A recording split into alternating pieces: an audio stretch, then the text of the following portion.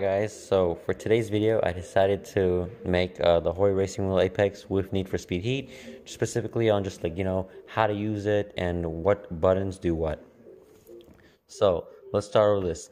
You want to make sure that when you're playing Need for Speed Heat with the Hori Racing Wheel Apex that it is set on PS4 N mode, not PS4 S mode or PS3 mode. Those will not work.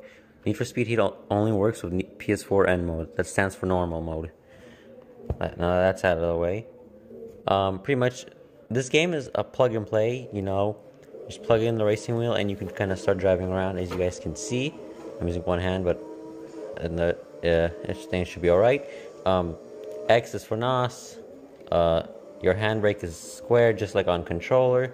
So in essence, the settings from the controller carry over to this, Hori Racing Wheel Apex.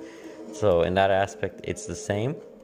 Now, if you want to access quick nav, you keep it on DP mode, and then you press the right arrow like so, and you can see the quick nav is there, and you can access what you want. For live tuning, you'd keep it first on DP mode, get the arrow, and if you'd want to change something while in the live tuning, you'd have to switch it to RS mode like so, for you to switch everything, because I'm a steering sensitivity, downforce, traction, so on and so forth. That's out of the way. Let's get out of the live tuning. So in order to look around side to side, you actually need to switch the racing wheel over to, let's make sure that focuses, to RS mode. When you are on RS mode, you'll be able to look around while driving. That is quite handy. Good thing that the wheel offers that. Okay, I'm off track. Now, there aren't really any settings for this game, like anything like sensitivity, like there is, but like not necessarily too much. So pretty much what I recommend for you to do is let's go back to DP mode. If you go to the live tuning, I recommend you keep the steering sensitivity, the downforce and all on these settings, right? Now, as for the steering wheel sensitivity, I keep mine on light blue. So what you have to do is you have to hold the sign until the green button pops up.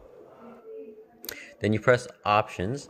Make sure you're on LS mode though when doing this, right? And you can change the light color.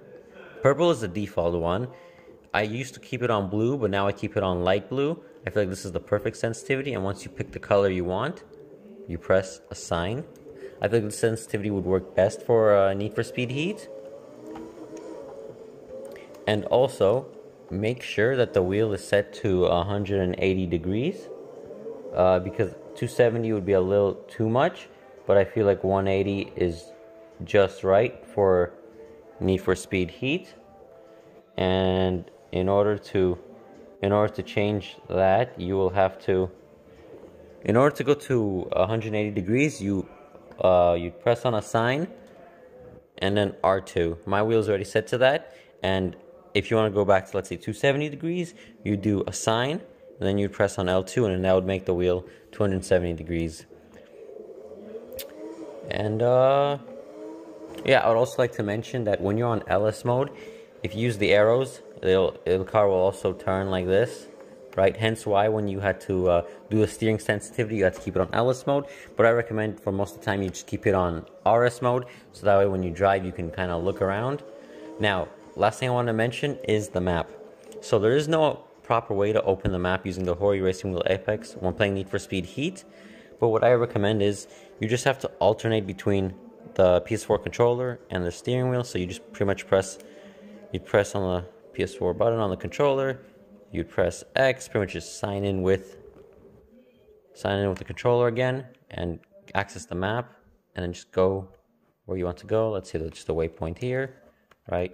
Leave the map and then sign back in with the Hori Racing Wheel Apex, and then now you have a waypoint. And that is pretty much the only way to access the map and do what you need to do.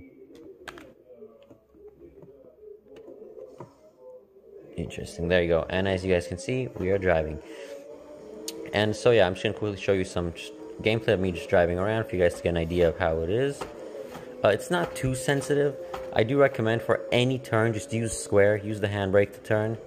Don't rely on the brake, because this is an arcade game after all, and well, if you just rely on the brake, you won't be making these nice turns. So here, I'll just show you, unless you brake a lot.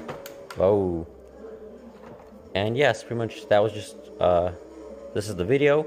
I hope it helped. If you guys have any questions regarding the Hori Racing Wheel Apex, Need for Speed Heat, the Logitech G29, or anything else, please feel free to put any questions or comments or feedback or anything in the comments below, and I'll be glad to help you or just talk. And yeah, see you in the next one.